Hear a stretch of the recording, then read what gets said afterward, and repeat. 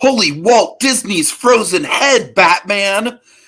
Tiki here, and after watching through all of Batman the Animated Series for the first time, we thought it was time to take a step beyond.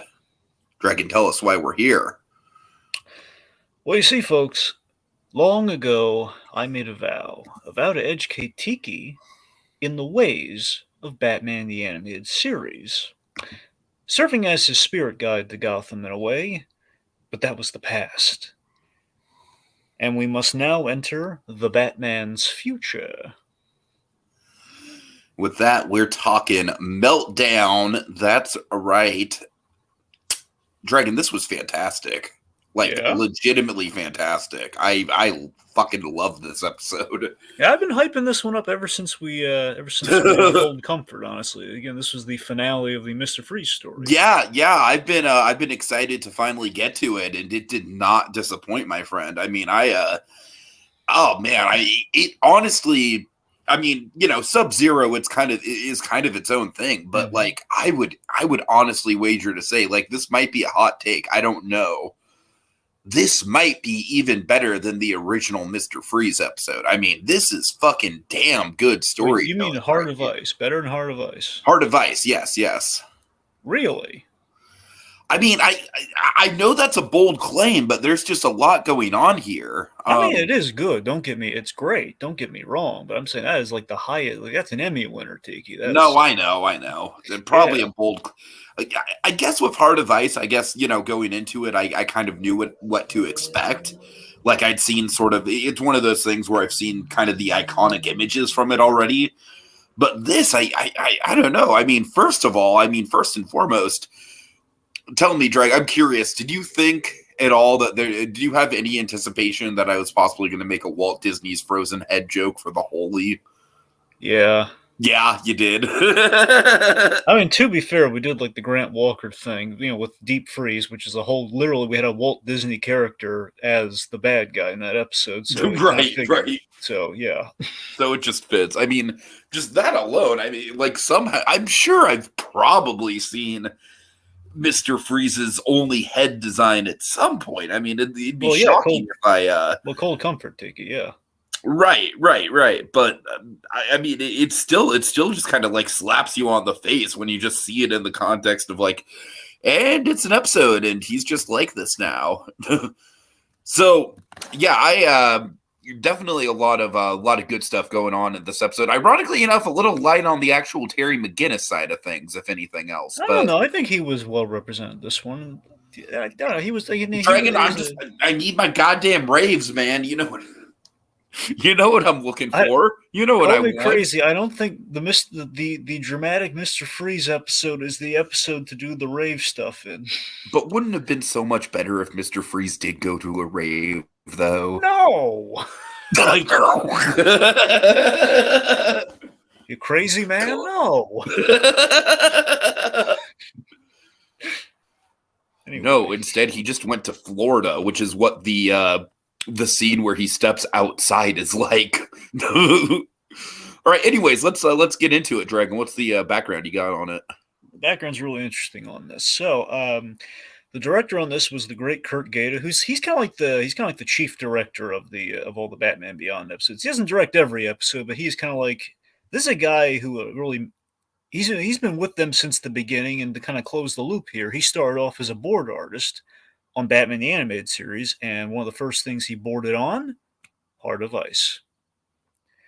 So this is really closing the loop for him here. And of course, he kind of came on the scene directing Rebirth, which is another really great episode that kind of kicks everything off. So yeah, Kurt, he made his bones by he did Superman the Animated Series, I believe, and then of course he went on to do the new Batman Adventures. So it's all relative. So the writer on this, it was two writers. We had Hilary J. Bader, who again sadly departed now, but she did Cold Comfort, which again was the last time we saw Mr. Freeze up to this point.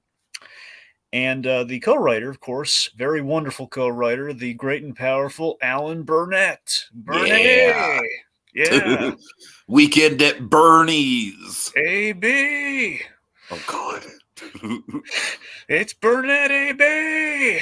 No, seriously, a lot of love for Alan Burnett, of course, the godfather of Batman animation, specifically the two big things that kind of correlate here. He did Two-Face, which of course was a huge benchmark for him. Honestly, Alan Burnett could have really rested on the laurels if I did that Two-Face episode. Yeah, me, Sure, that right. guy. But also Rebirth Part 1, again, he's the guy who said, and then Batman reaches for the gun. That was him. So Greg Alan and they Burnett, didn't both reach for the gun. It was just Batman that reached for the gun. exactly. So Alan I'm sorry, Burnett, that's a Chicago reference. so shorthand, Alan Burnett has a number of really good ideas. Uh-huh. Okay, so studio worked on this.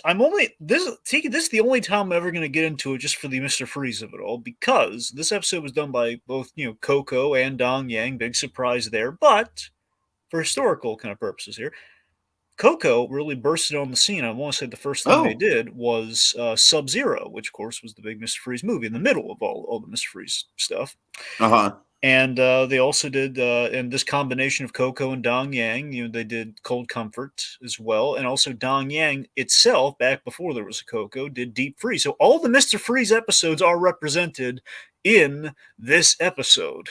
Nice. That's kind of trippy. In some way, shape, or form, because you have the guy who boarded Heart of Ice, studio that did pretty much all the Mr. Freeze things, working on this.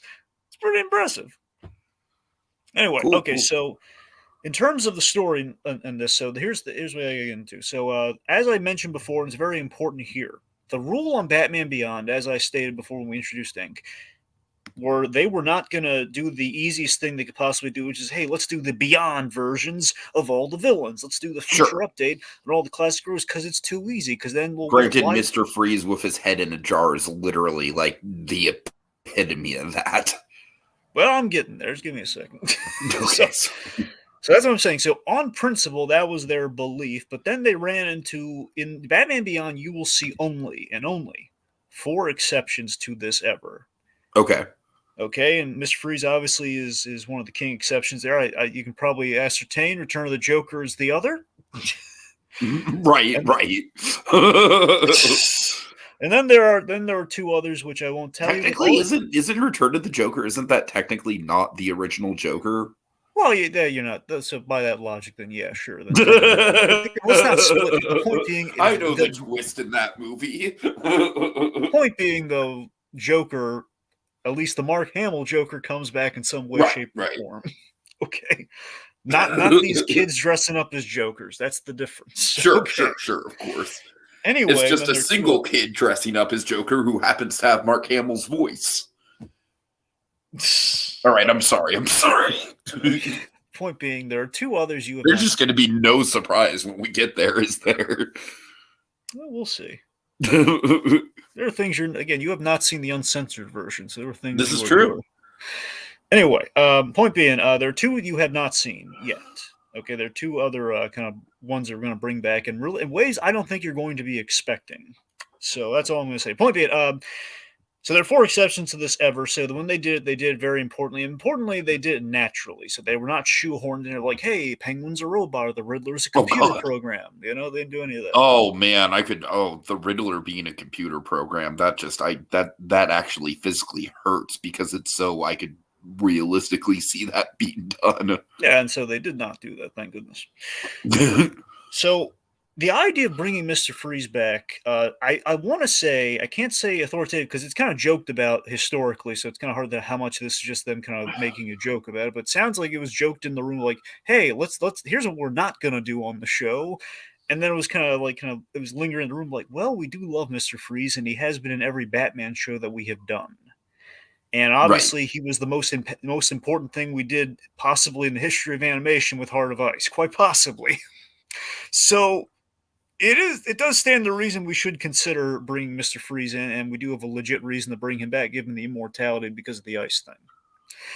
And so again, given the Heart of Ice, and Bruce Timm has always had doubts ever since after Heart of Ice, bringing Mr. Freeze back. There was always kind of a battle in the room of like bringing him back, and then the writers would convince him, well, I mean, we should only bring him back if we have a really good story to tell. And ultimately, they did that each time they brought back Mr. Freeze. And Sub-Zero was kind of like the zenith of Bruce Timm was never thrilled about it, but at the end of the day, it did turn into a good story, a good end point for that character. And then we had Cold Comfort, which was a new kind of fresher sci-fi kind of take with the detached head and everything.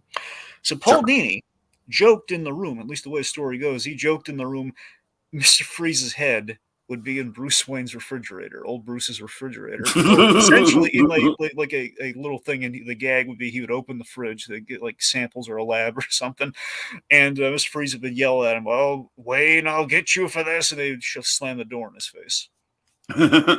So again, that's just Dini's kind of warped sense of humor there. So it was kind of joked around. The ideas like over time, probably Alan Burnett probably sweet talked Bruce and Tim into it, and then Bruce would constantly poke his head in like a nervous, expecting parent, like worrying, "Oh God, I don't know if this is going to turn out." So again, the Mr. Freeze saga had if you recall, the end of Cold Comfort with Mr. Freeze's head was missing from his body when he was frozen in the giant cold fusion bomb.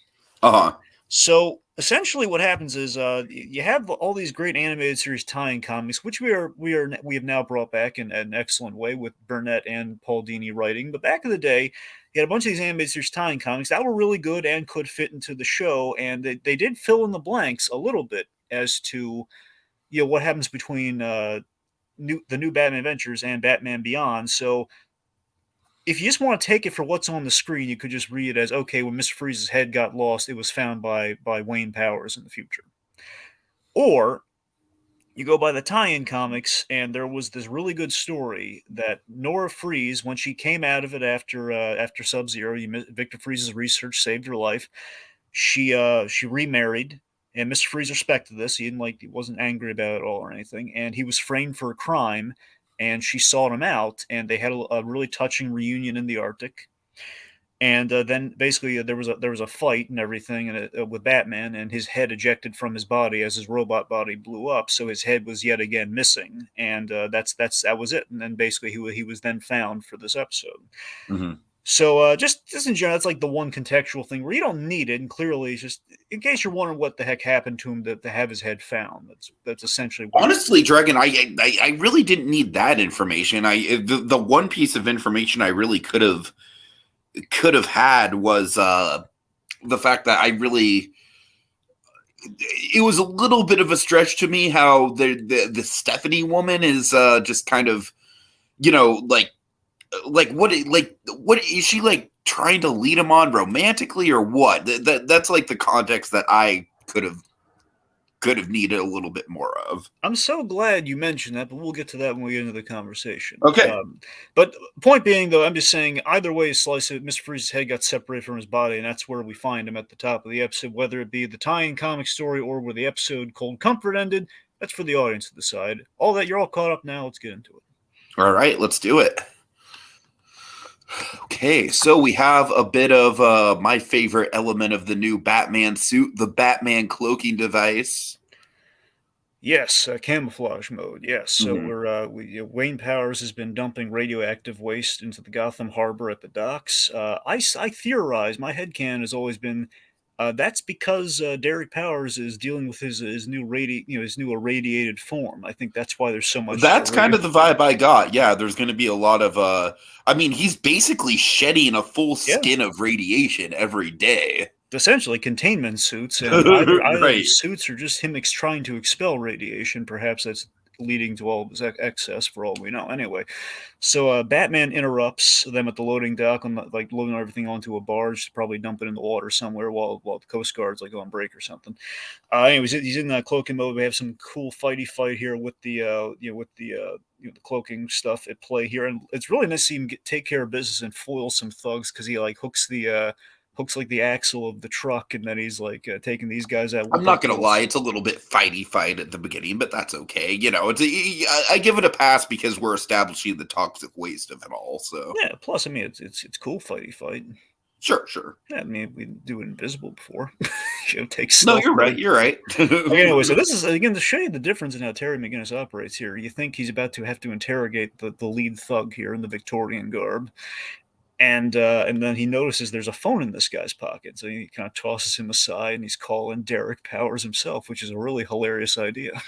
Yes, exactly. So Derek Totally. Powers is in the middle of basically somewhat of a hostile takeover. He's basically buying out a company and bullying him into like a good Uh-huh. price. And meanwhile, apparently Derek Powers is on this guy's speed dial as Batman relishes and telling. Because remember, Batman hates his, he killed his father. Yeah, Terminus hates Derek Powers because he killed his father, and I love that he loves like needling him like this. Of course, yeah. So it's like, well, your goons are going up the river. Wish you could join them. And then, of course, Derek Powers is ticked off. And this is the episodes where we set up an important thing with Derek Powers and his condition. The angrier he gets, the more frustrated and stressed out and angry he gets, the hotter the radiation, the higher the radiation becomes, and the hotter it becomes, and the more it tears through his containment suit.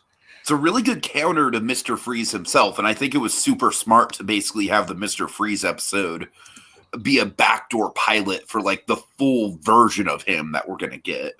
Yeah, it's really good that again we in a big episode introducing that aspect, we use it through kind of a very memorable villain who technically, if you think about the Ink episode, we kind of built up because we used the freeze gun in that episode. So Mr. Freeze has been on people's mind in Batman Beyond a little bit, you know?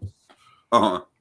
Anyway, yeah, so he's starting to kind of get ticked off, and his eyes are starting to go. And the assistant gives him, he grabs some sunglasses, and they're like, they wanted to consider the offer and go to their hotels for the night and think things over. Says, you know what? On second thought, gentlemen, it is an ungodly hour. We should all come back tomorrow refreshed. And he leaves. And Yeah, I love the sunglasses look.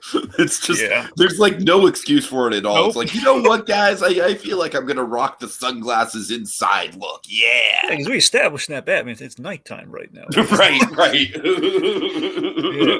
I'm cool when I have. You know what I kind of appreciated though is I kind of appreciated like visually we sort of establish he looks over and the board members are like clearly not really engaged with him. They're not really looking up. So it's like, yeah, you know, they're not really going to give it too much of a thought. Yeah, because they're worried about their company more than they are. Exactly.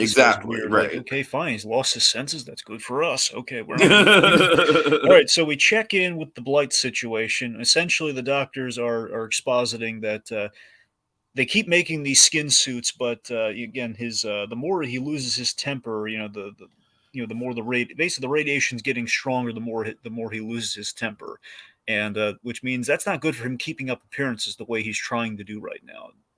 And they're no closer to a cure, it seems. And then Dr. Stephanie Lake, who has a celebrity voice, by the way. Oh, does she? Linda Hamilton. Oh, wow. Okay. Nice. So we have a new doctor, Dr. Stephanie Lake. She has an idea. She basically. I really like that name for some reason. I know, right? I swear. I'm not joking. I swear to God, that name always stuck with me from this episode. Did it really? Of lady doctors. I'm always thinking Dr. Stephanie Lake because. Stephanie Lake. And for a while, I remember the name, but I forgot, where do I know that name from? And I went back, oh my God, that's from Batman Beyond. No wonder I know that name. Yeah, so Dr. Lake here, she suggests transferring his Derek Powers' consciousness essentially into a clone body. Like she would make a body made up from his DNA, so assumably cloned. A clone body transfer is basically stuff we do in Invincible now, but we have done years before. Transfer his consciousness into a new body, but they want to test it first on someone else who, much like him, has systemically damaged DNA, leading to one Victor Freeze, but not the whole Victor Freeze. One head of former Dr. Victor Freeze. Yeah, it's quite a sight, man. It's like, because obviously I've seen Cold Comfort, but like, man, it's, it kind of slaps you in the face as soon as you see it again. It's like, oh yeah, that's how Mr. Freeze ended up. Jesus Christ. Yeah, here's the coolest thing about this when we check in Mr. Freeze here. If you notice, later on we're going to see him a little more cleaned up when we do the transfer thing. Basically, how he looks in basically the revamped version of Mr. Freeze and Cold Comfort and all that. But before that, when he's in the room and everything, we see him kind of like basically this is the Mr. Freeze 50 years later. I just get the feeling that he's literally just spending all his time thinking up Shakespearean monologues to perform for the people that come to visit him. I mean, pretty much. But that's the so this he's kind of the 50-year-old, the roughly 50-year-old kind of diseased head of Mr. Freeze has a very Mike Mignola inspired design, and the reason for that is Mr. Totally, Freeze. totally. And remember, Mr. Freeze's design from the original Batman the Animated Series is based. Mike Mignola designed that suit. The real guy. He was on the show and he designed Mr. Freeze's costume. And so yeah, it's kind of full circle there. We kind of give him the the ironic kind of thing. And I love the lighting and the shade, and kind of like putting him in the shadow work on his face and everything. It looks really good. And also, of course, take just a moment of appreciation here, because it's been a while. Michael Ansara, who he passed away in 2013. So it's been a while, but still, Ansara passed like a little before his time. I mean, it's legendary voice work. It really is. Exactly, and like easily in probably the top 10 of just Batman the Animated Series voices in general, no matter how many episodes they were in. I would say. I mean, he played this character, if you count the video game, 6 times in his career, and he did a really good job each time he did it. And every time was a little different, if you think about it, a little different. So, so we have Mr. Freeze here, who's in a very unique position, because, again, this is the immortality that Grant Walker was always chasing, and we're getting to see, like, what Mr. Freeze kind of cautioned him with, of, like, this is what it's going to get you. You're just going to see a world you can never touch. In this case, you're just going to be a disembodied head that literally can't touch anything. We Futurama him, essentially. Yeah, exactly. So, yes, I've been like this for nearly 50 years. But there isn't a month, a moment, a minute, a moment that doesn't go by without me thinking about basically the cool relief of death. Essentially, yes. He thinks about he's immortal, yet he thinks about death every day, hour, and minute. I mean, that's pretty much like the prototypical curse of the person who's immortal, right? Yeah, essentially, yes. So also, by the way, that 50 years thing, I think it does confirm. I think I understood. Before I was speculating on it, but I'm pretty sure it's officially this. I'm just going to say it once. We're just going to move on. Yeah, so 50. When Bruce Timm says 50 years in the future, he means 50 years since the beginning of Batman the Animated Series. So New Adventures is like 40 years. So we are in essentially 2040s during Batman Beyond. Anyway, so point being, regardless. So Dr. Lake offers him life instead of death, because a mind like yours deserves a body. So then we kind of set up the process here. Victor calls Derek Powers out on his essentially him trying to schmooze him over, saying, "Oh, Victor, we're gonna make sure everything's gonna go great." I love, and this pays off tremendously in Act 3. Victor Freeze has a distrust of big business because of Ferris Boyle, which Derek Powers is absolutely, he's in the shadow of Ferris Boyle. I mean, come on. So Powers is like playing nicey nice with him now, but they'll drop him like a bad habit. Oh yeah. So anyway, so this is save, and we have this great line from Ansara here: "Save your breath. I am neither afraid nor capable of being comforted by your banal words." Exactly. And again, this is interesting, Tegan. This episode, this is something he hasn't really done since Heart of Ice. He gets to play the man who's dead to all emotions, like Mr. Freeze is. And he also later in the episode gets to play, Victor Freeze before the accident, essentially, once we kind of put him in the new body. So in that sense, it's like we haven't heard Victor Freeze with emotion since the tape that he made. And of course, we see the origin of Mr. Freeze happen. So this is quite big. And what we're doing, we get to see the layers of the guy here a little bit, Sure. So, of course, we have the line that's going to come back horrifically later where Dr. Stephanie Link says, "There might be some momentary discomfort." And we have this horrifying scream from Ansara. Yeah, no, I love the juxtaposition of that because, like in the brief time we've seen Freeze in the episode, he is like the most cold and emotionless that we've ever seen him. And then the juxtaposition to that scream, right? It's a real, I imagine that was probably a moment that startled many a child back in the day. That's the thing, kids. I mean, he says he is a man whose emotions are frozen dead inside. That doesn't mean he doesn't have emotion. This means he's so sad all the time he barely registers emotion. So, he's going to feel a tremendous amount of pain like that. Well, it's kind of like the idea of even if someone's immortal and can't be killed, that doesn't mean if you torture them, they're not going to hurt. You know what I mean? Exactly, yeah. So we have a great transition here where we go from the electrifying, painful process of switching everything over to him just waking up suddenly in the other body. So, they welcome him. He goes to he wakes up and he goes to the window. It's snowing outside and he feels it and he says, "It's cold. It feels cold." Yeah, so we have kind of Ansara, playing Freeze with a new lease on life here. So then we have Yeah, yeah. we go to Hamilton High and we have little Terry and Dana, little. We transition from the cold, harsh reality of Mr. Freeze's role to the cold, harsh reality of being a high school student. Yeah, so so Terry's asking Dana, "Hey, you want to get a fizz?" So apparently, it's like it's there's a lot of future lingo in the show they'd throw around there. Hey, you basically want to like grab drinks or get a soda or something. Dragon, I actually think that fizz is just code for hard fucking drugs. Oh, come on. I'm just kidding. I'm just kidding. Yeah, you joke about that, but just wait. Oh, God. In some ways, I'm kind of poking fun at Velma for basically hey, kids, all the lingo that they used in Scooby-Doo, it's all drugs. Now, Tiki, as great as this episode is, there are a few animation errors that do kind of pop out. Okay. Well, not errors.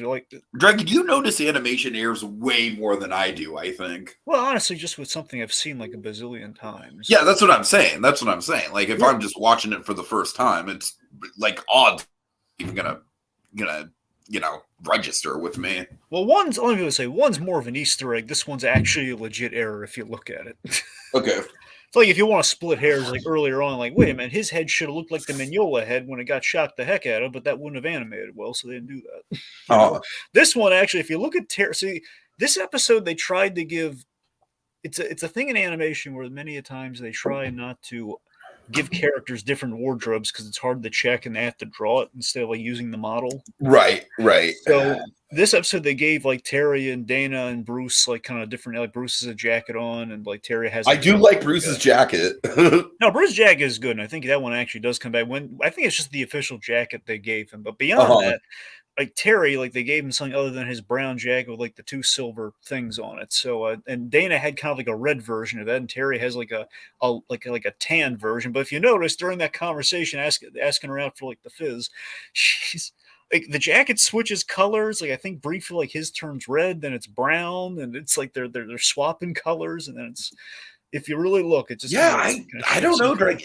That stuff like that happens in Disney movies too, and I just for some reason I just tend not to notice it. That's what I'm saying. It happens all the time and stuff. I'm just saying it's kind of actually. I'm looking at it right now. It looks like it could be a lighting thing. Well, maybe. At the very least, it turns so dark in the lighting. It turns really just regular brown versus tan. But I don't know. Right. Regardless, anyway. So he's saying, "Hey, you have some time to do that? I do. You don't." Pointing at old Bruce showing up at the high school with Ace the Bad Hound, and they're going to walk the dog together. So I do really appreciate how patient Dana is about the whole situation, even though I imagine it is going to be a conflict at some point. But for now she's going with it just fine. It's going to go to places you're not expecting, my friend.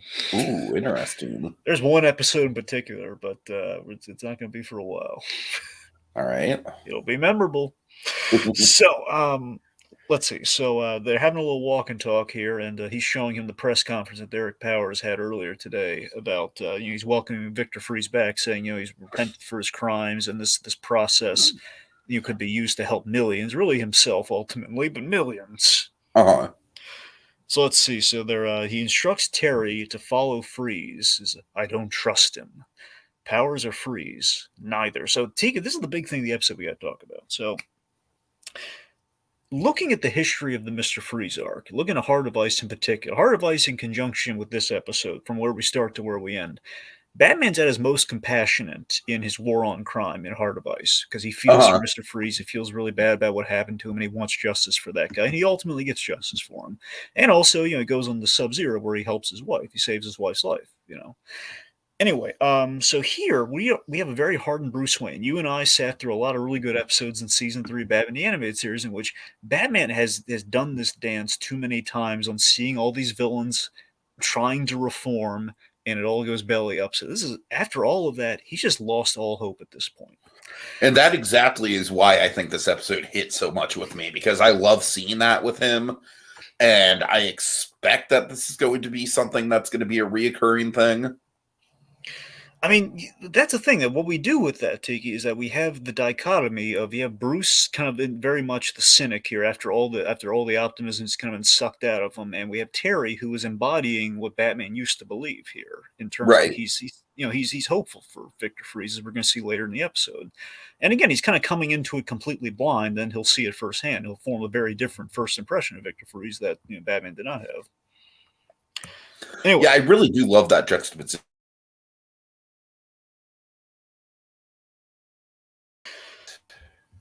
All right, so okay, so let's see. So we see Victor Freeze doing what he's up to with his second chance. Like he's saving kittens from subways, and like Batman Sounds like a real hardened criminal. Yeah, Batman saying like, "Yeah, that's a menace to society."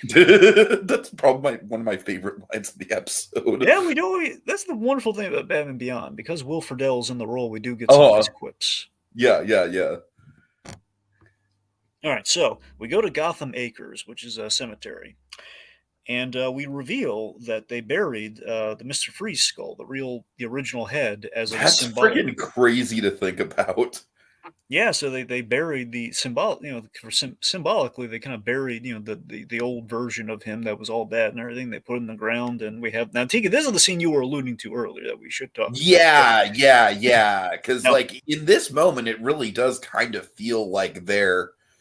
Or at least she's manipulating him to think that they're a couple or something's going on. I can't really tell. That's the thing. As a kid, I always read it the way you're reading it. When I first saw this, I read it exactly as you're reading it now. And still, when I look at it, I think over the years I've looked at it as, I don't know how intentional it is, but I think in my heart of hearts, based on that first viewing experience, I do think she is manipulating him. I think it's one of two things.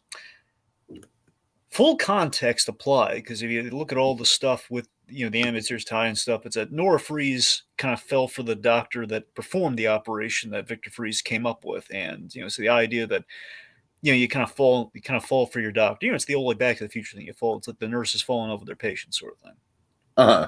So based on that, it's possible Mr. Freeze is naturally falling for her, or most likely there might be a subtle manipulation going on, but a subtle one. So I think you're right. And ultimately, that's my impression as a kid watching it. But still, I mean, it might just be naturally Mr. Freeze is kind of falling for. They frame it romantically, even though we don't really have a lot to go off on the romance. We don't explain a lot. Yeah, I'm just saying, like Mr. Freeze, it just seems like he's maybe being a little bit too It's like the one hole I have in the episode. I mean, she did give him his body back. I mean, that's kind of big. Yeah. Anyway, so point being, so again, that's the headcanon just might be a doctor-patient sort of thing. So, and he's saying that was the end of a life, the beginning of a new one. So Batman then thwarts a attempted, seemingly a hitman trying to shoot at Victor Freeze, and also Batman broad daylight, which is something we're so not used to, like very like so rare did it ever happen. You know what? I don't know why, but for some reason, I think in this it doesn't even really make sense, because like you would think with the black it would be even more jarring, but I think it actually works a little bit better with this suit. I think it's because he's like a walking shadow, Right? Yeah, no, that definitely makes sense. Yeah. You don't have like this. It's less a guy in a bat suit. It's more a guy with like a shadow with a bat emblem on him. I was randomly like doing watching a what went wrong with Joss Whedon's Justice League video today. And I saw an interview of Ben. I don't know if you've seen this, the story where Ben Affleck's talking about how he had to, he basically dressed up as Batman for his kid's birthday. I know about the story. It's like all the adults were just like, okay, this is not being pulled off well at all. Yeah. Something about you need the ambiance. You need kind of like right. You need Batman on rooftops and stuff. All right. Again, like Adam West could pull that off. Then Ben Affleck, not so. Well, Adam West is an entirely different tone of Batman. That's what I mean. It's like that's a Batman who can be in broad daylight. I mean, that's a Batman who's like probably going to be. That's like the one thing I really like about George Clooney's Batman, is that I feel like George Clooney's Batman is like a public figure in the same way that the Adam West one is. Yeah, just not nearly as cool. No, I know. I'm not saying he's as cool. I'm just saying I kind of get the idea of what they were going for. Yeah, no, sure, yeah. All right. Anyway, so let's see. So the point being, we have this guy who's trying to kill Mr. Freeze in broad daylight. Batman thwarts him, throws some tear gas batarangs and Ebola at him, and then we unmask the guy. We see he's not a hardened criminal.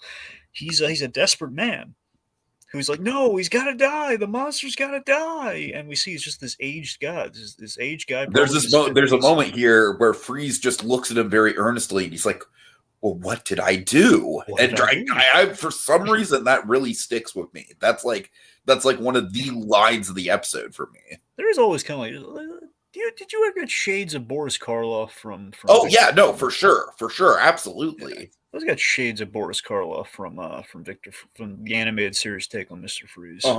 Anyway, so we learned this poor guy. So he's probably a kid when this happened to him. He's basically, it looks like about 50 or 60 or something. It's probably like a teen or something. Sure. Mr. Freeze froze his family years ago. And it's horrible, and Victor feels terrible for this. And what he does, he frees him, and like Batman's saying, "Well, the cops will be here soon enough." He says, "No, it won't be necessary." He says, "I've done this man enough damage." And then he basically says, "I was really good scene here, where he says there are no words that can express my sorrow for the pain that I've caused." This is honestly probably my favorite scene in the episode, I think. And I love it. It's like the best apology ever, where he says, "I beg your forgiveness. It was another life. That's hardly an excuse. I promise to do the best I can to make reparations to you and to everyone I've ever hurt." And I think my favorite element of this episode is how, I mean, really Dragon, like, correct me if I'm wrong, but if you break it down, like, keep in mind, I tend to watch these, like, right before we go on air, just so I can have as fresh of a take as I can. But, like, my whole read on this episode is Freeze really does not do anything nefarious the whole episode. Like, the worst stuff he does is self-defense. True, yeah. I mean, assumedly those guards are dead, but we don't know for a fact. Because again, the animated series, we could unthaw them, and there was a process for that. Sure. But then again, this is where Batman's not really. Let me say that was in a situation where Batman had that set up in the Batcave and everything. He probably told the police that at some point. So I don't know the semantics of that. Plus, they're Derek Powers' guys, so they are really bad guys. So it's kind of hard to tell. But regardless, he was defending himself, though. You're right, though. Yes, he was. Yeah. So, like, I really think it's interesting how we have this whole take on Mr. Freeze, where we, the audience, see that he truly is reformed, but that's going to be something that's just lost on everyone else. And also, I think the really great aspect of this as well is that, Terry is kind of the audience's eyes in. He's kind of the fresh audience's eyes into this. Again, he's very representative of, again, in general with the show, Terry McGinnis, the idea is if you were a kid, like being sold Batman Beyond instead of classic Batman, this is your eyes into like the world of Batman, all these sorts of things. And again, you are getting Terry's perspective on the old villains here. And what's so great in this scene is I love that when Victor Freeze is giving this speech, Terry is there and he's being really kind of wowed by this guy. He's like, he really is trying to. That's why he's diametrically opposed to Bruce in this episode. And but he's not being. You feel like he's not being misled or anything. He's not being like, he's not being taken. He's not an idiot for thinking this. Totally. So we have this great transition to, and he says, "I'm going to make reparations for everyone I ever hurt." And then we cut to this interview where, well, he's doing exactly what he said. He's starting the Nora Freeze Foundation, named after Nora Freeze and his wife. And he's taking the legit earnings that he had in a blind trust, presumably just from kind of like his research and development, and probably the cryogenics breakthroughs that he had as Victor Freeze before the accident happened, and he put him in a savings account or something. And they basically over 50 years they developed a worth, I guess, and to about $500 million, which he started in this kind of charity, Nora Freeze's name, probably directed towards victims of crime or something. Says that's one heck of a charity, not charity, justice. And of course, another really good line. This episode's packed with really good lines. And that brings us to, again, very fascinatingly, this brings us to the Batcave scene, which Bruce says more like blood money. So yeah, it's like I love how throughout the episode, Bruce, like that's another one of my favorite elements here is that Bruce's opinion like does not change. It's a little subversion. yeah, I mean, I don't want to get into it too much here, but I love how this episode ends on this debate. Essentially, I love kind of the resolution there. So think about this, T. It's a tragic idea that, for all intents and purposes, a reform did take, but it took decades for Batman to succeed at long after he retired to kind of see this happen. So he just truly And cannot believe Batman that. himself, like both, in the metaphorical sense and the physical sense, did not see it. Yeah, exactly. So Bruce here again, he's just lost.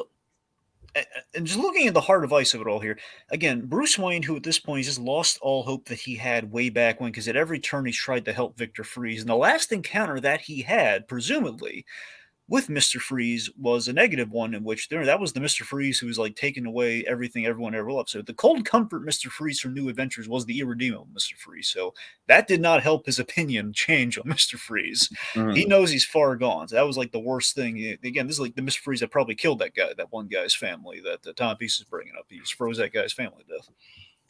Right. So, and again, it goes just full circle to the Heart of Ice compassion that he showed this man to where he's at now. And Terry voices kind of the old, like, he's voicing, come on, can't you cut him a little slack? It's like my mom says, like he's just the guy trying to put his house in order. I do like the idea of Terry again having having had a closer relationship with his parents, because they weren't killed. When he was young. They weren't killed when he was young like Bruce's parents.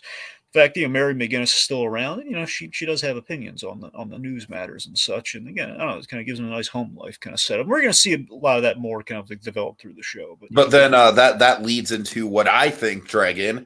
You'll excuse me. What I think is the great Conroy moment. It's a good one. It's a really good one.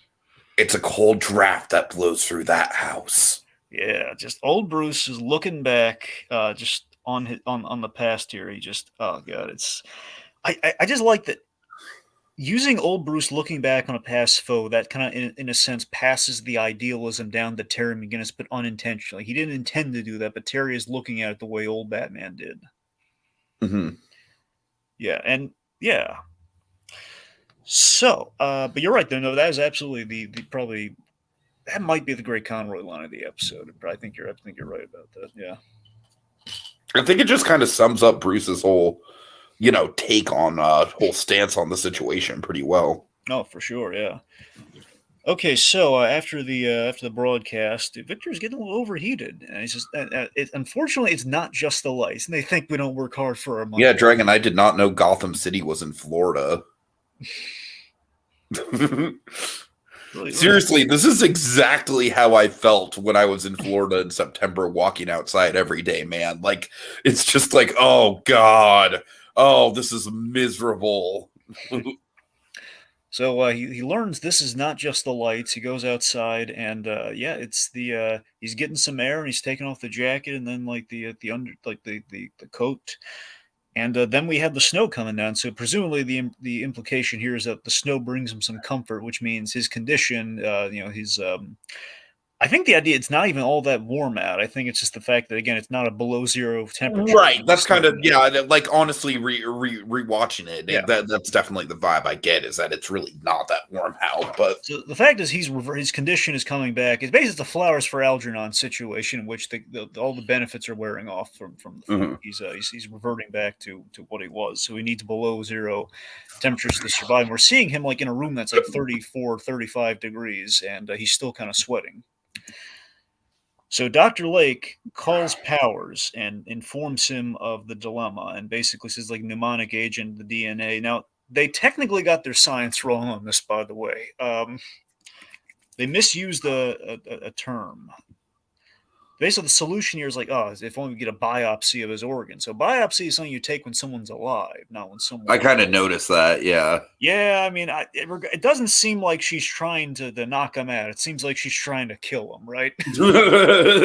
Pretty coldly, I might add. That's the best part of the. Oh, that's the best part. Yeah, this scene always stuck with me. My favorite detail is just seeing how cold she is and how Victor Freeze's reactions, especially when I was a kid like you, Tiggy, thinking. She's there was a possible relationship there and she manipulated him coldly, or just like Uh-huh. there was some feelings there. It makes it even worse, depending on how much you read into that. So but the most fascinating thing looking back on this, Tiki, with a fine tooth comb, is seeing the parallels to Ferris Boyle. I mean, this mirrors the cruel business world that created Mr. Freeze in the first place, where it's like the cruel businessman in Derek Powers says, yeah, biopsy him. He's disposable, turns the thing up and he's begging, much like he did, like, murderer, trying to beg for Nora's life. And she just turns it up and just looks at him coldly. And then he throws like the gurney through the glass. And, he escapes into the cold. But just the fact that she was just going to watch him die and not even blink. Yeah. And just the utter betrayal and sadness in him. And then just like again, deep down in the core of Mr. Freeze, he's all about revenge as a dish best served cold. He's all about that, man. His villainy lives in revenge, and that's what's compelling about him, because it's revenge for a just cause. This guy is mistreated a lot. It's a very justifiable sort of motivation, for sure. I mean, he's obviously going about it the wrong way, but I feel like on some level, these people deserve to be taken down a peg. Yeah, absolutely. So he escapes into the snow, which again it's not below zero, but at least it's a lot better than what he was just now. Mm. Okay, so he disappears. Meanwhile, we have a Terry on patrol here, and he's like asking. He's doubting that he's going to come back, and Bruce knows. And this is great. This is my bid for the Great Conroy is coming up here, I think. Okay. Bruce says, he knows what he's like. He lives for revenge, and let's see. So not the Victor Freeze I met. And then we have this Conroy line here. What you met was a ghost. Oh yeah, no, that's a solid one for sure. And I think what's conveyed in there, not like spelled out or anything, is again what he met was Victor Freeze before the accident, kind of reborn. Which, yeah, so he is right. That is a ghost of who Victor Freeze was at his core. So it's kind of Bruce. It's the closest before the ending that Bruce gets to. It kind of transitions Bruce to the ending of he may be better, but it's not going to last. Okay, it's the ghost of who he was. It's temporary, and that it's like Bruce being wise to this happens every time I try to reform them. It's so hopeful. Well, I mean, it does kind of call to mind, like obviously Bruce and Victor are not in a relationship, but kind of like the whole like dynamic of an abusive relationship where it's like, oh, I promise I'll be better next time. You know what I mean? Well, I mean, you can apply it to all the failed Batman rogues here. You have sure, and they might even genuinely mean it, and they might genuinely want to get better, but it's not in their nature to get better. Like Harvey Dent, for example. Mm-hmm. Yeah. Okay. Or Harley Quinn, for example. There's another one. Okay. Sure. Anyway, so we're at Wayne Powers, and this basically we transition to the third act here. Lake's been looking for him every meat locker and like cryonics lab, and no sign of him, and he's going to be fried because it's going to be 70 degrees tomorrow. So then they're feeling tremors all throughout the lab, all throughout the research facility. Mm-hmm. Bum, bum, bum. And we see all these these giant icebergs kind of like form, like giant ice spires just kind of coming out all over the place. And we have this line always broke my heart from Friedel here as Terry, where he says, "Oh, Freeze." Yeah, no, it's good, yeah. He's rooting for this guy. He was so hoping he wasn't going to show up here, so he's now put in the position he has to carry out what Bruce said was going to happen. So then we get Mr. Freeze Beyond. So a couple things to know about. He's basically a Terminator, and it's awesome. Well, what do you think about the design, man? Oh, like I said, he's very Terminator-like. Yeah. So this design's kind of a twofer here. So here's there's a Batman artist I can't stand, but he has one really good design. It's Mr. Freeze, and they use that. Oh, that's funny. Kelly Jones. I never liked Kelly Jones's art style. I mean, nothing personal against the guys. I don't care. Screw you, Kelly Jones. But Kelly Jones, say what you will, in his art style, he draws an amazing Mr. Freeze, and that's the suit they modeled. It's really good, yeah. What's really cool is what they did is it feels like we took Kelly Jones as the inspiration, which essentially is like the base of the buff suit that kind of gives you like that has like a big clear glass dome and like a big blue kind of top like he has here. But we kind of took that and we added kind of the Mignola flourishes from the original, Batman the Animated Series design. So it feels like we've combined kind of the New Adventures look as well as it's the combination of all the previous versions of Mr. Freeze with the Kelly Jones kind of like model there. So it's like it feels like the robot, the 50s robot suit from Heart of Ice. Mm-hmm. But it has like a sleekness like New Adventures, but also if you look at all like the circle patterns on it, that's the Beyond kind of circuitry look on them. So again, it's all very, again, it's kind of retro but still futuristic at the same time. It's a great looking suit, and the best feature of this darn thing, he doesn't have a cold gun anymore. He shoots it from his hands. Yeah. That's really cool.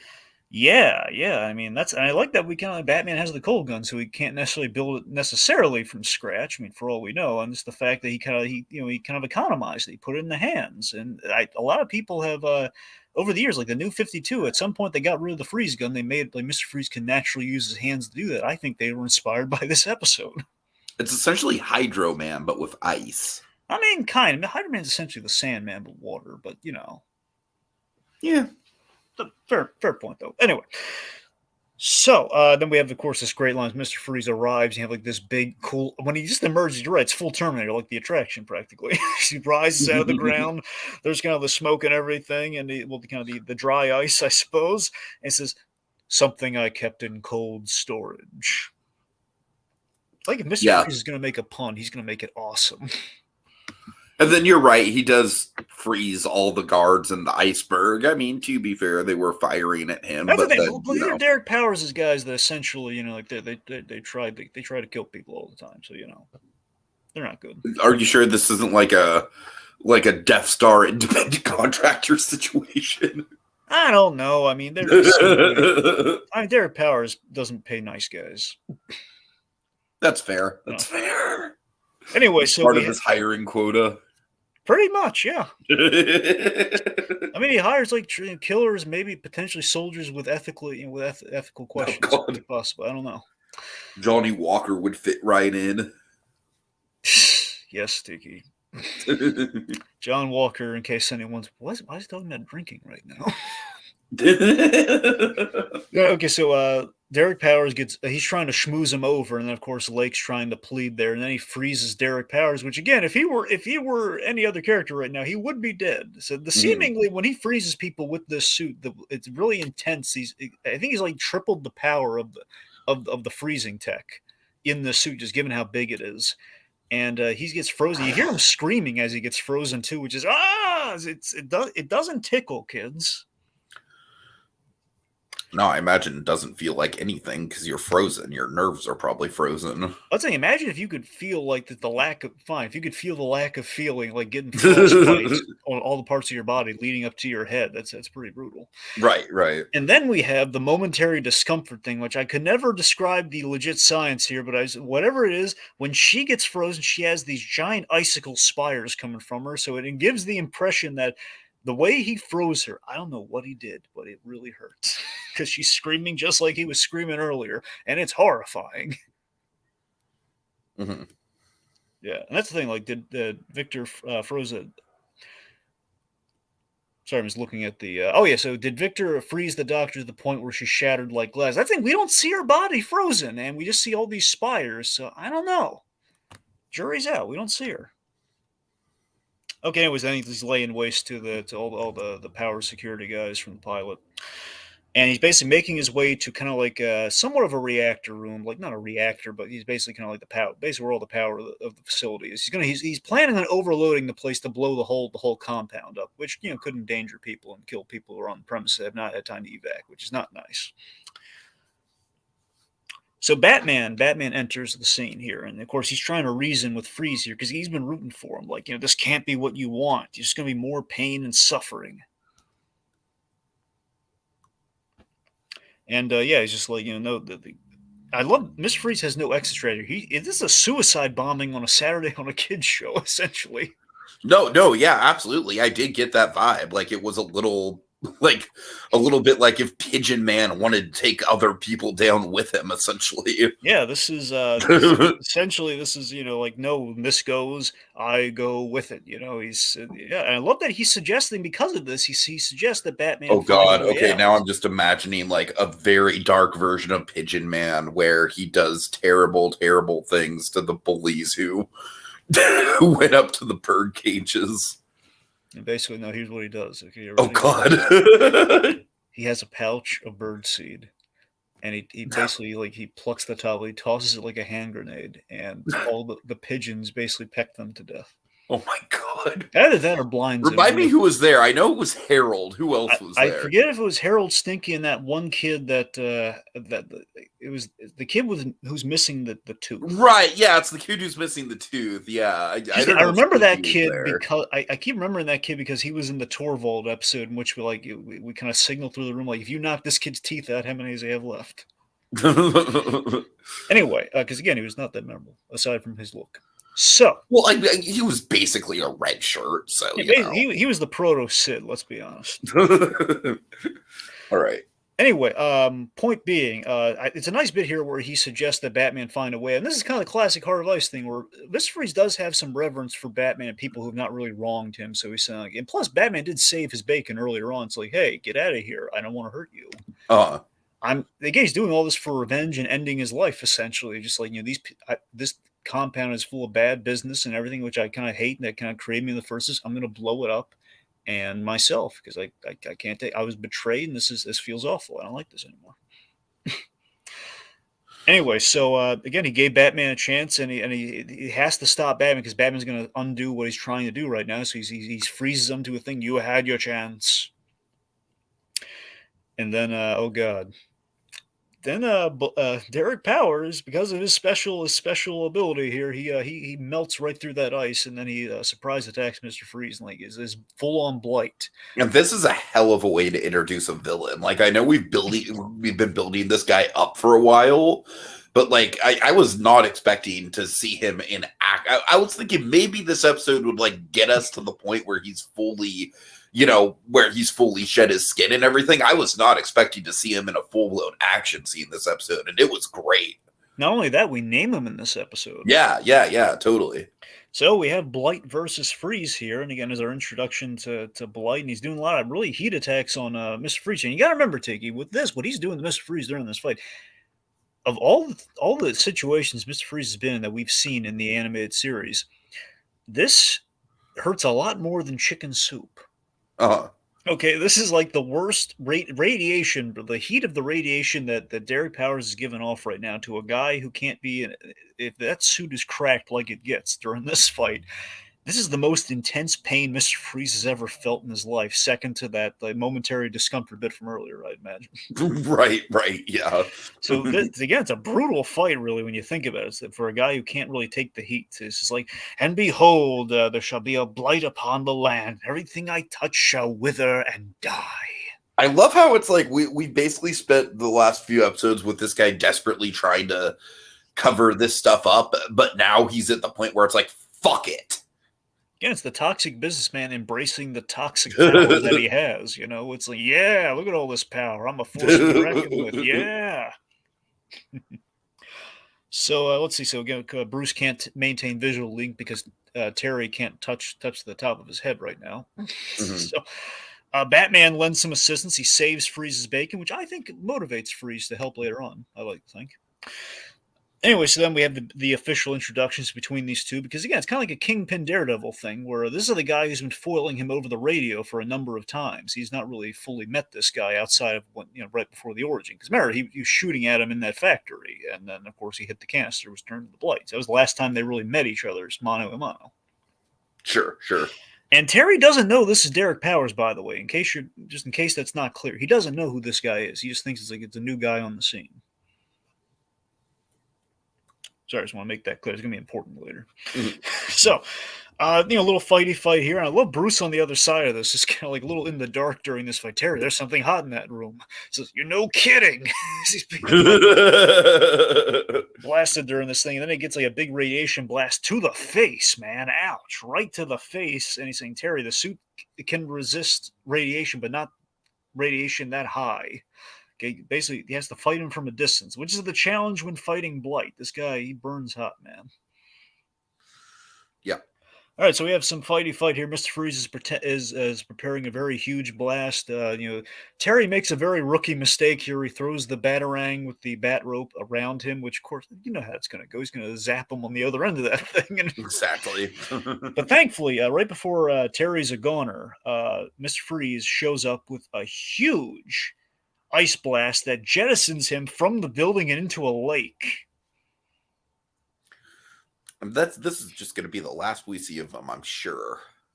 Yeah, I mean, he's totally dead, right? I mean, we saw how ice affects him, right? He's a goner. Right. Anyway, but seriously, this is kind of nice that he's kind of returning the favor for Batman saving his life. So he's kind of like, you have the next generation. Saving his nice is nice, but saving his life is nice. But I really, really love the gesture of him, like even refusing Batman the opportunity to save him. I know, this is wonderful. This is beautiful and sad here because we have this line that kills me that Michael Ansara delivers here. The awesome Ansara, if you will. Anyway, so Batman goes to help him. He tells him to stay where he is. And he says, come on, we got to get you out of here. He says, you're the only one who cares. Yeah. Something beautiful and sad about that after all this time, Mr. Freeze, he has no one. And they had a very brief interaction. I mean, even fucking Bruce Wayne himself is probably like, nah, let him die. Yeah. I mean, kind of like, well, I don't know, semantic. Yeah. I think he knows Bruce probably knows there's no saving him, but still, it's like he probably right. Yeah, it's less let him die and more there's nothing you can do, Terry. Yeah. But that's the thing. I do love that Mr. Freeze, he has formed somewhat of an attachment with Batman, but I think also it's him kind of looking back historically to Batman always has had his best interest at heart, and it's kind of like the closest thing to either this kid specifically or Batman as a concept is the only thing that ever showed him any compassion in life. And in his last moments here, he's saying, you're the only one who cares. It's almost like it's not like a big mushy kind of like, thank you. But I don't know. There's something kind of very natural and very kind of really beautiful about that. Yeah, definitely. So, anyway, then of course, as the place is coming down from all the ice spires. So he did not set the thing to overload and blow up the whole compound like he was planning to do, because Terry kind of helped derail that. And we have yet again, not the great Conroy necessarily, but just kind of the runner with Conroy here. Like, McGinnis, get out of there now. So like in every episode, it's always like a now or get out of there, like a Terry. Then of course, he creates this giant ice wall, and poor Terry here's like, Freeze! He's trying to save. Yeah, I love the imagery of Terry looking at Freeze through the ice and knowing there's nothing he can do. That's pretty striking. Yeah. Here's a little Easter egg for you. When the place blows up, they reuse, and they do this all the time through the DCAU. They reused an explosion from World's Finest. Oh, really? That's funny. It's like when you see the big kind of reddish and yellowish explosion, like right at the very end, before we cut to Terry, that's from World's Finest. Anyway, so Mr. Freeze dies, and it's very sad. And then meanwhile, Blight. Or does he? No, pretty dead. But is he though? No, dead. All right. I'm just saying we technically don't see a body. Yeah, you're right. We don't see a body. Anyway, so Blight here. Blight is picked up by his goons, and this is just really funny. His goons pick him up, saying, "Oh, we picked up your heat signature. Not that we really needed it, though. I mean, come on." And they offer, we bought you some blankets in case you were cold. I love the way Sherman Howard delivers this. He just says, "You are idiots." I actually really like how his crew is just like very. I don't even consider this a plot hole. I just think it's a fun tone thing where his crew is just very easily adjusted to this whole thing already. Yeah, I mean, he's the rich guy that pays their salaries. Right. Nice. It's just like, well, now he could kill us if he really loses his temper. So, a little scary. I'm going to make a bold prediction and say he's going to use this to intimidate board members moving forward. We'll see how right you are. We'll see. Right. So then we have just an excellent ending here, man. I love this ending. This is the kind of the runner-up for the Great Conroy. But so we have Terry and Bruce here. They have a scene in which they're kind of like, they're kind of in their walking attire. And they're kind of having a little epilogue, little decompression sort of thing here, where Bruce is reassuring Terry. Terry's like basically Terry's giving a status report. He's saying, well, there's no sign of him. His helmet was pretty cracked, and there was a pretty fiery explosion. He's pretty damaged. So, I mean, chances are he's not walking out there. And Bruce is kind of reassuring Terry. And again, in a way, I'm just thinking about this right now in the moment. I got to be honest. I think Bruce is kind of reassuring. This is like Terry's first real villain loss that really kind of meant something to him. So this is him kind of telling him like there was nothing you could have done. It could have been a lot worse. You know, Right, right, right. if you didn't intercept, he's kind of giving him a pep talk without being mushy about it. But at the same time, I kind of took it a little bit tragically because, like, my read on it was ultimately that, and tell me if this is the incorrect read, Dragon, but my read on this ending, like, yeah, he's giving him a pet talk for sure, and that's nice, but ultimately, Bruce, like, there's no redemption for Mr. Freeze in Bruce's eyes at all, like, in any way, shape, or form, even though we clearly saw the man go through a redemption.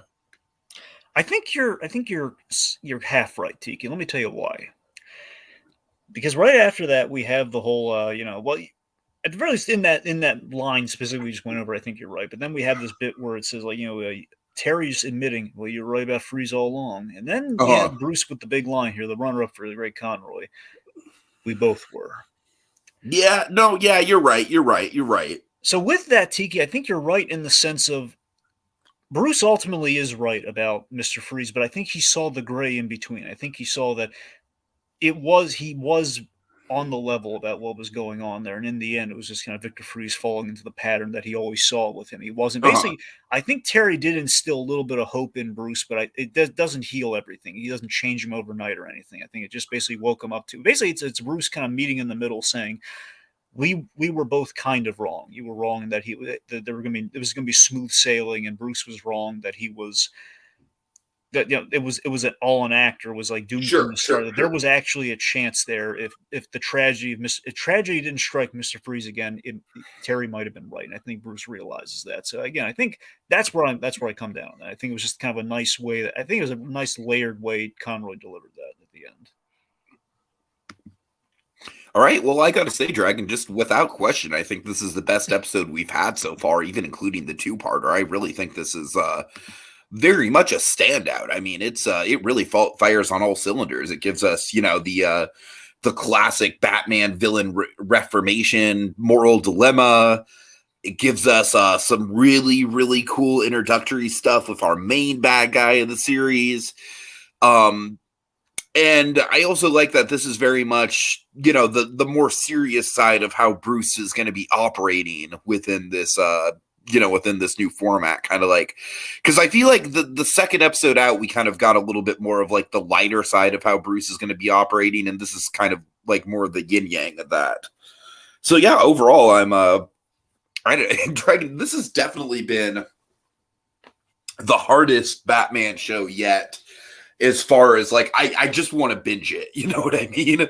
I really like, if it were up to me, I would have the whole show watched in like a week. Like I really am pretty drawn into this. Yeah, it's pretty addictive, man. Yeah. All right. Final thoughts? But yeah, I agree with you, Digga. This has always been like kind of a top fiver, in terms of the Batman Beyond episodes. Whether or not it, I don't know. Obviously, Rebirth Part 1 is a hard act to follow, but I think you're absolutely right that this is one that, if anything's going to beat Rebirth, it would probably be Meltdown. It's an excellent episode. It's wonderful. It closes the loop on the Mr. Freeze story so perfectly. Which, I mean, that's the thing. There's a huge risk in revisiting Mr. Freeze the number of times. Oh yeah, for sure. But I mean, honestly, even looking back on Cold Comfort like we did, Cold Comfort was always the weakest of the bunch. We look back on it; it's the dark chapter of things. And I think ultimately, if you look at the Mr. Freeze story, it's almost like it's like a reverse of the evens and odds in Star Trek movies. Where it's like 1, 3, and 5. Those are the dramatic numbers. Yeah, I could see that. Yeah, or the strong parts of it. Where you have like Heart of Ice, and you have like the big emotional ending of Sub-Zero, and then you have this. Is like this was a perfect way to wrap up that character story, and did have shades of the best of Mr. Freeze that we had seen up to this point. And it did not rest on like we didn't have Nora Freeze around this time around, which is always like a definitive thing with him, which really showed there was a strength to this character. And imagine, I'm sorry, the thing about it now is it's so hard to imagine that, because again, they redefine things by the introduction of Nora Freeze, and that episode ended with a loss of like she wasn't coming back, and then we said, okay, no, she's back, she's kind of in a coma, essentially, she's in stasis. And the fact that we kind of took it all away again and put him in the future, put him in a completely different setting, and yet we still found things to say about this character, and we made it interesting, and of course visually made it very dynamic, and again found a way to kind of really have Terry be a part of the story in regards to kind of our two generations of Batman having opinions on Mr. Freeze. So this episode it fires on all cylinders. It is quite the spectacle. It's definitely a high. It's always a huge benchmark of season 1 for me. So it's an excellent episode. I love it. Mm-hmm. All right. So yeah, just really quick, want to give a shout out to Sonia Pantoja and Atomic Beast for joining us tonight. Take us out, Dragon. What's the next one? New heroes in Gotham. A Kirby homage to noir. More renegade radiation. Will the terrific trio make Gotham a safer place? Will Marvel sue? Tune in next time to find out. Same animated bat time, same animated bat place. On the next visit to the animated Batcave with Heroes. There might be some momentary discomfort.